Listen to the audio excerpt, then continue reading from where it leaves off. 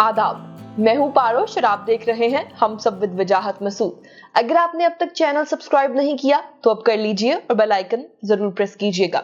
हमारे एक व्यूअर ने एक सवाल पूछा है जिस पे आज हम पूरी एपिसोड करने जा रहे हैं। उनका नाम जो है वो कुछ पोइट्री लवर्स करके उन्होंने रखा हुआ है। पहला सवाल जो है उस कॉन्टेक्स्ट में बनता ये है कि दाएं बाजू की सियासत और बाएं बाजू की सियासत में क्या फर्क होता है? देखिए, जो लेफ्ट और राइट की इस्तिलाहात है ना सियासत में, इनका एक तो तारीखी पस मंजर है। 20 जून 1789 को फ्रांस के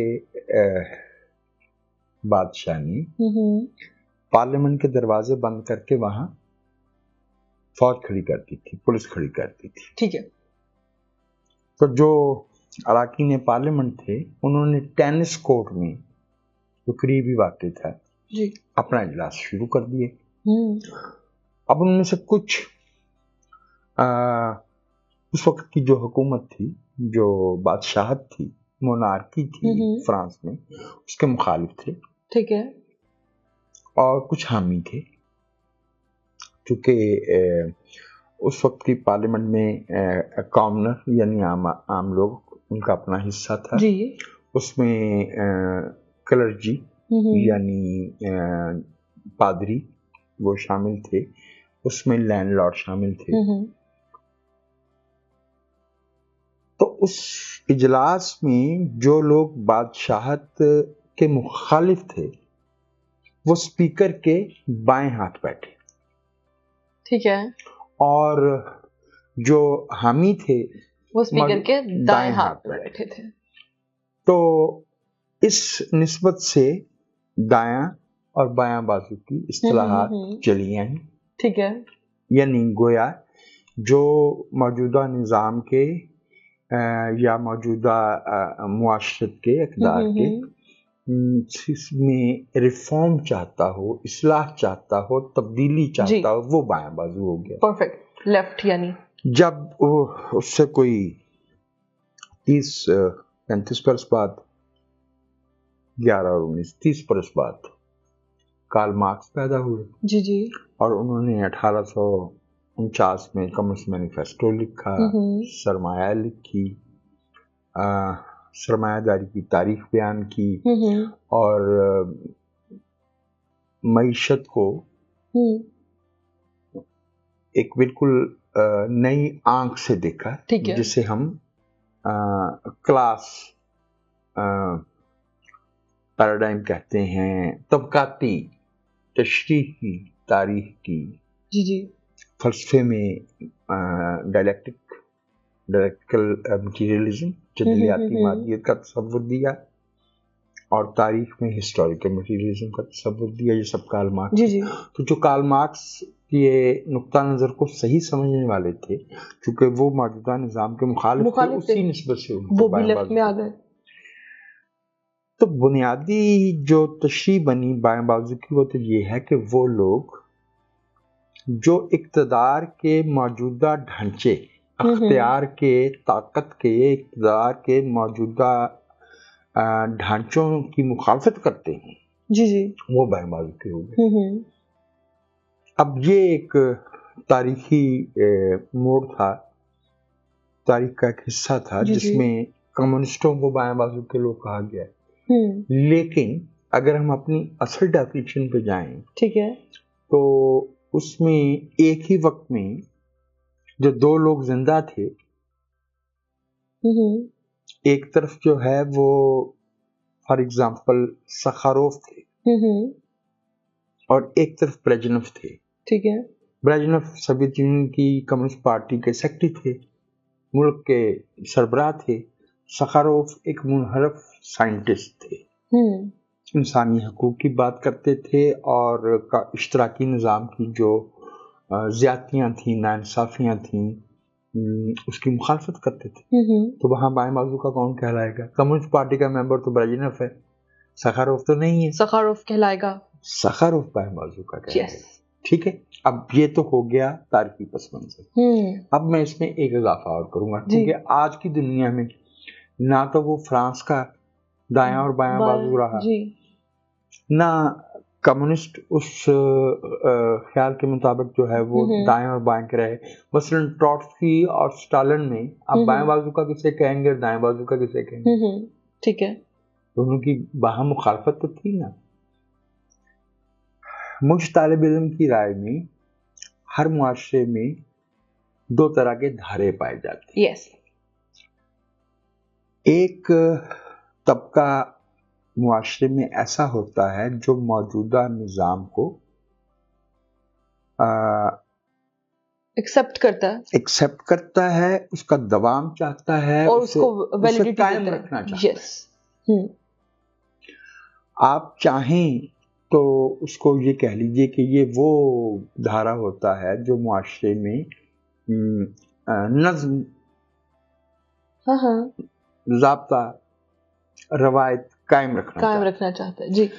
ایک دھارا وہ ہوتا ہے جو فارورڈ لکنگ ہوتا ہے, جو نئے امکانات, پاسبلٹیز کی کھوج کر رہا ہوتا ہے, جو یہ چاہ رہا ہوتا ہے کہ چیزوں میں تبدیلی ہونی چاہیے, نظام میں تبدیلی ہونی چاہیے, اداروں میں تبدیلی ہونی چاہیے, قدروں میں تبدیلی ہونی چاہیے تاکہ انسانی زندگی کو بہتر بنایا جا سکے. یہ رائے ہوتی ہے. اچھا, اور ویسے پہلے مجھے لگتا تھا, ابھی آپ کی ایک سٹیٹمنٹ سننے سے پہلے تک مجھے لگتا تھا کہ کوئی ایک چیز زیادہ ہونی چاہیے, اب وہ جو بھی جس کے حساب سے بھی زیادہ ہو, لیکن اب مجھے لگتا ہے کہ بیلنس بہت ضروری ہے کیونکہ وہ ان کا کام ڈسپلن قائم رکھنا بھی تو ہے نا. دونوں آراء کو معاشرے میں موجود رہنے کا ایک جیسا حق ہے, لیکن ایک اس میں چاہوں گا کہ وہ اس کے بغیر شاید بات مکمل ہو نہیں پائے. جو لوگ موجودہ جو سٹرکچرز ہیں, ڈھانچے ہیں, انہیں قائم رکھنا چاہتے ہیں, یہ عین ممکن ہے کہ وہ اپنی نفسیاتی ضروریات یا اپنے رجحان طبع کے باعث جو ہے وہ پرانے کو پسند کرتے ہوں, لیکن یہ مت بھولیے کہ اختیار اور اقتدار کے موجودہ ڈھانچوں میں مفادات کو دخل ہوتا ہے. جب چیزیں بدلیں گی تو مفادات کی ایکویشن بھی چینج ہوگی, کی تقسیم بھی بدلے گی. ٹھیک ہے. تو ایک بہت بڑا طبقہ جو کنزرویٹو ہوتا ہے, جو قدامت پسند ہوتا ہے, وہ دراصل قدیم مفاد کو قائم رکھنا چاہ رہا ہوتا ہے. سو یہ ایک اگر ہم اس نقطے کو ذہن میں نہیں رکھتے تو دیکھیں نا, آپ قدامت پسندوں میں زیادہ لوگ کون ہوں گے؟ طبقہ عمرہ شامل ہوگا. ٹھیک ہے. جو لوگ اقتدار کے مناصب پہ, عہدوں پہ فائز ہیں, بیٹھے ہیں, وہ چاہیں گے کہ ایسا ہی رہے.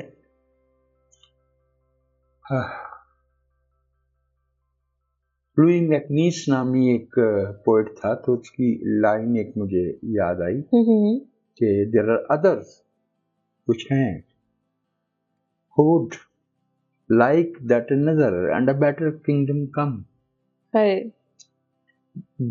دنیا آج ہم جس دنیا میں بیٹھے ہیں, ہزاروں برس سے کچھ نہ کچھ لوگوں کی جو تھوڑی تعداد میں ہوتے تھے, قربانیوں, انہوں نے جو لعنت ملامت سہنا تھی, جو سزائیں سہنا تھی, جو عقوبتیں سہنا تھی, اور اکثریت کی مخالفت کرنا مشکل کام, بہت مشکل.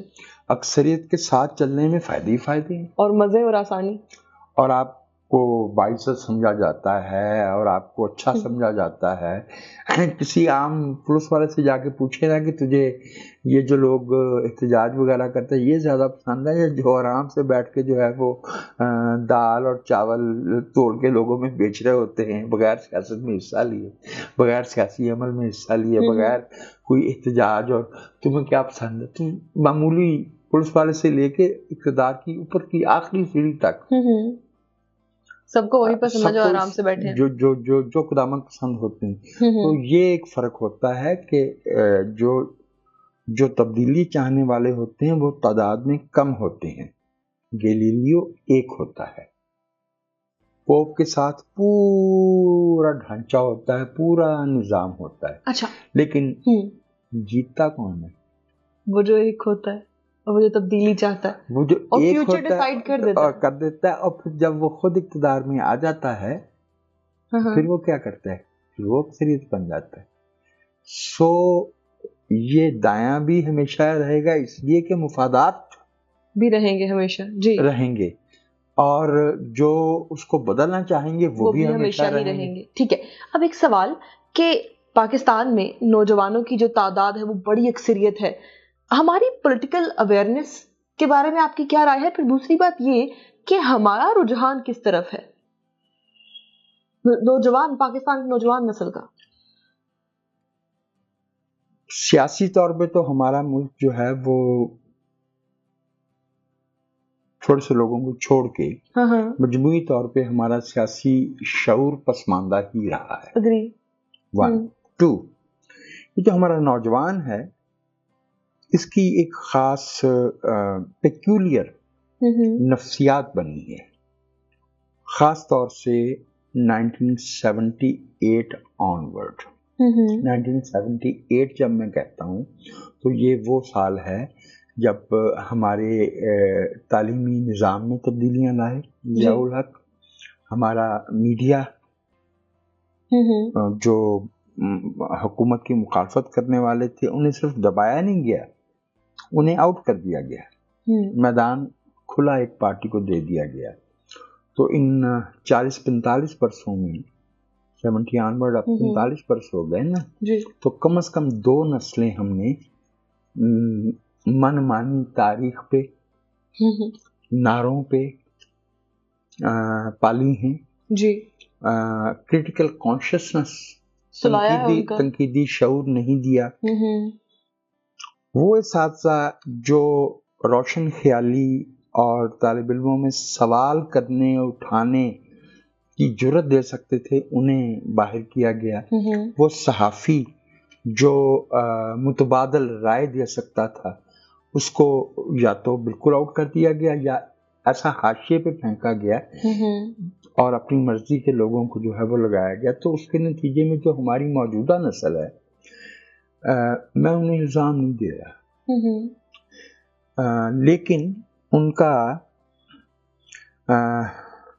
ایک تو ان میں شعور تناسب نہیں ہے. جی. شعور تناسب کیا ہوتا ہے کہ کون سی چیز اہم ہے اور کون سی غیر اہم ہے, کون سی بڑی ہے کون سی چھوٹی ہے, دونوں کے درمیان فاصلہ کتنا ہے, دونوں چیزوں کی اشیاء کی لوکیشن میں. میں جب اشیاء کہہ رہا ہوں دراصل میں لفظ فینومینن مظہر بولنا چاہتا ہوں. ٹھیک ہے, تو اس کی کیا سگنیفیکنس ہے, لوکیشن, ڈسٹینس, والیوم, بہت کمزور ہے. لیکن having said this, اب جیسے میں نے پچھلی دفعہ کہا تھا نا کہ ایک نقطہ ذہن میں رکھنا ضروری ہے. یہاں پہ جو ایک نقطہ ذہن میں رکھنا ضروری ہے وہ یہ ہے کہ ایگزیکٹلی یہی 2 نسلیں وہ بھی ہیں جو آج کی اس دنیا میں زندہ ہیں جہاں باقی دنیا میں جو ہو رہا ہے اس کے بارے میں معلومات بہت زیادہ ہیں اور بہت آسانی سے اور جلدی پہنچتی ہے, اور ان کی کشش بھی موجود ہے. پاکستان میں 4 کنال کا گھر ہوتا ہے جی, اور وہاں 8 صرف 14 کے ایک کمرے میں 4 لوگ بیٹھے ہیں, قیمہ آلو پکا کے 3 دن وہی کھاتے ہیں, لیکن یہاں سے بھاگنا چاہتے ہیں. ایران کے راستے بھاگ رہے ہیں, ترکی کے راستے بھاگ رہے ہیں, بوسنیا جا کے بیٹھے ہیں. پچھلے سال پاکستان سے جتنے لوگ یورپ گئے ہیں حیران کن طور پہ ان کی بڑی تعداد رومینیا گئی ہے. آپ پاکستان میں جا کے گلی میں کسی سے پوچھیے کہ رومینیا کا دارالحکومت کا نام کیا ہے, نہیں پتا. ان کو اس ایجنٹ نے جو منڈی بہاؤالدین میں, وزیر آباد میں, گجرانوالہ میں, حافظ آباد میں, یہ جہاں لاہور شاہ عالمی میں بیٹھا, اس نے بتایا کہ رومینیا چلے جاؤ, وہ یورپین یونین کا رکن ہے, پھر وہاں سے آگے تم انگلینڈ چلے جانا, وہاں سے آگے جرمنی یا فرانس چلے جانا. ٹھیک ہے. تو یہ جو نسل ہے اس کی جو خواہشات ہیں, جو خواب ہیں, وہ آپ کی مغربی دنیا کے, جو اس کی ذہنی تربیت ہے وہ قدامت میں ہوئی ہے. تو یہ بٹی ہوئی بائیفرکیٹڈ بائی پولر جنریشن ہے. میں ان پہ تنقید نہیں کر رہا, اس لیے کہ ذمہ دار تو اس کے وہ لوگ ہیں نا جو میری نسل کے ہیں جی, اور میری نسل کے لوگ بھی جو ہے وہ سمیت میرے کوئی ہزاروں میں ایک آدھ کو چھوڑ کے موسٹلی منافق, مفاد پرست, موقع پرست تھے. موقع پرست نہیں ہوتے, مفاد پرست نہیں ہوتے, منافق نہیں ہوتے, تو وہ اپنے ضمیر کی آواز پہ کان دھرتے اور ان نسلوں کو, آنے والی نسلوں کو بہتر تعلیم اور بہتر رہنمائی دیتے. وہ بھی اپنے وقتوں میں, میں کسی کا کیا نام لوں, جی, لمبی فہرست ہے. وہ ہم نے 2-4 نام اس میں سے چنے ہوئے ہیں جو اس فہرست میں نہیں آتے, ان کا نام لے کے اپنے ملک کو کی عزت بچانے کی کوشش کرتے ہیں. لیکن حقیقت یہ ہے کہ 80s میں, 90s میں اور پھر پچھلے جو 15-20 سال, اس صدی کے 21-20 سال گزرے ہیں, ہمارا جو معاشرہ ہے وہ مجموعی طور پہ منافق ہوا ہے, ریاکار ہوا ہے. اس کی علمی حیثیت میں کمی آئی ہے, ان کے فہم اور شعور میں زوال آیا ہے, انحطاط آیا ہے, ڈکلائن آیا ہے. تو ان نالائق لوگوں نے جن کو پڑھانا تھا وہ کتنے لائق ہوں گے؟ میں کو بہت راکٹ سائنس کی بات نہیں کر رہا, بہت پیچیدہ باتیں نہیں کر رہا. اور بھائی جو لوگ اپنی مادری زبان یا قومی زبان کہہ لیجیے جی, وہ ٹھیک سے پڑھ نہیں سکتے, جب آپ زبان ہی میں آپ کی جو ہے وہ اہلیت اور قابلیت وہ مشکوک ہے, تو خیال تک کیسے پہنچیں گے؟ اگر خیال تک نہیں پہنچیں گے تو نیا خیال کیسے تخلیق کریں گے؟ How will you generate new knowledge if you do not know کہ آپ کا جو خاص شعبہ ہے وہاں پہ علم اس وقت کہاں ہے؟ علم کو آگے بڑھانے میں ہم تبھی حصہ ڈال سکتے ہیں نا اگر ہمیں یہ معلوم ہو کہ ہمارے خاص شعبے میں اس وقت کیا کیا کچھ کہا جا چکا ہے, کیا کہاں تک چیزیں پہنچی ہیں, تبھی ہم اس کو آگے بڑھانے میں حصہ ڈال سکتے ہیں نا. سو میں باقاعدہ سخت لفظ نہیں استعمال کرنا چاہتا, لیکن میں سمجھتا ہوں کہ ذہنی طور پہ ایک بے بسی, ایک نفسیاتی ڈائیکاٹمی, کٹی ہوئی بٹی ہوئی احساس کمتری کا شکار نسل ہے, جس میں نہ تو اعتماد, جس کو صرف ایک کام کرنا آتا ہے, گالی دے سکتی, گالی دلیل نہیں ہوتی.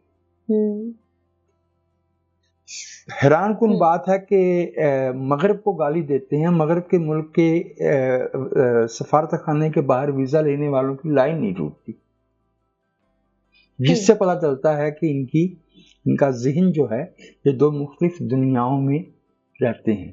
کمرے کے اندر اور ہیں, کمرے کے باہر اور ہیں, ماں باپ کی نظروں میں اور ہیں, معاشرے کی نظروں میں اور ہیں. دس از ویری انفارچونیٹ. اچھا, یونیورسٹی لیول تک وہ بچہ آتا ہے جو ایک پروسیس کے تھرو آتا ہے, اس کی پہلے ایک ارلی ایجوکیشن ہوتی ہے, ایک انوائرمنٹ ہوتا ہے یونیورسٹی کا علیحدہ, اور اس کے بعد جو ہے وہ اپنی پروفیشنل لائف میں جانا ہوتا ہے, یعنی کہ سمجھ بوجھ تو ہوتی ہے اس لیول پہ آپ میں.